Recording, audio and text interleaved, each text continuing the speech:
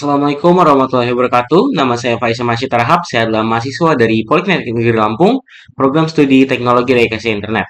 Pada hari ini saya akan melakukan presentasi tentang CCNA Introduction to Network pada modul 2, yaitu dengan judul Basic Switch and Device Configuration. Oke, kita mulai dari yang pertama, 2.1, Cisco IOS Access. Pada bagian ini dipelajari cara melakukan koneksi fisik dan logis ke perangkat Cisco. Konsol port, metode utama untuk akses awal menggunakan kabel konsol atau rollover yang dihubungkan dari port COM PC ke port konsol switch. Ini memerlukan perangkat lunak terminal emulator seperti PuTTY atau Teraterm. Lalu ada VTE atau Virtual Teletype Lines. Akses jarak jauh melalui jaringan menggunakan protokol SSH (Secure Shell) yang transkripsi atau telnet tidak aman atau transkripsi. Lalu yang ketiga ada auxiliary port, digunakan untuk koneksi modem lama, namun jarang digunakan pada perangkat modern. Selanjutnya ada di 2.2, iOS Navigation. Navigasi dalam iOS terbagi dalam tingkatan keamanan yang disebut mode. Ada eh, tiga tingkatan keamanan, yaitu User Access Mode. Mode awal dengan hak akses sangat terbatas yang hanya perintah monitoring dasar, ditandai dengan prom switch lebih besar.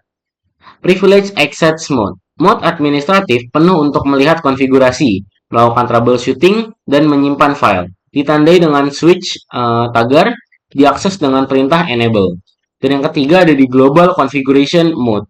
Digunakan untuk mengubah konfigurasi yang berdampak pada seluruh sistem dan ditandai dengan switch config. Diakses dengan perintah konfigurasi terminal. Selanjutnya ada di command struktur. Di command struktur kita memahami sintaks yang membantu kita mengoperasikan perangkat dengan efisien. Contoh yang pertama di konteks sensitive help, di mana penggunaan tanda tanya untuk menampilkan daftar-daftar perintah yang tersedia atau bantuan argumen. Contohnya show tanda tanya. Lalu ada command syntax checks. iOS memberikan umpan balik instan jika perintah salah, yang ditandai dengan tanda petik pada karakter yang salah.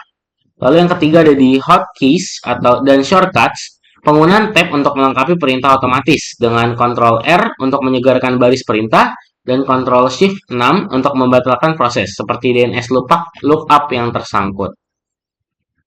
Oke, selanjutnya ada di basic device configuration, di mana langkah-langkah untuk membangun fondasi keamanan dan identitas perangkat. Hostname menggunakan hostname nama untuk membedakan perangkat dalam jaringan. Lalu ada password security, yang dimana ada terbagi menjadi tiga. Ada enable secret untuk melindungi akses ke pembentuk privilege, ada line console 0 untuk mengamankan akses fisik, dan line VTE 015 untuk mengamankan akses jarak jauh.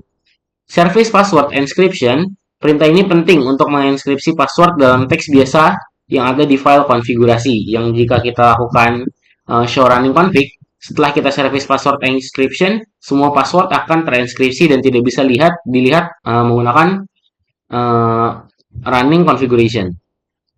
Lalu ada banner MOTD atau membuat pesan message of the day sebagai peringatan legal bagi siapapun yang mencoba mengakses perangkat, atau lebih ke sebagai informasi aja. Lalu yang kelima ada di save configuration. Save configuration ini adalah hal yang penting untuk kita memahami tempat penyimpanan file. Tempat-tempat penyimpanan file di configuration terbagi menjadi dua, yaitu running config atau RAM, konfigurasi yang sedang berjalan. Jika perangkat mati atau restart, data ini akan hilang. Lalu ada startup config yang disimpan di NVRAM, konfigurasi yang tersimpan permanen. Dan perintah utamanya adalah copy running config startup config, digunakan untuk memindai konfigurasi dari RAM ke NVRAM agar menjadi startup config. Lalu yang keenam ada port dan address.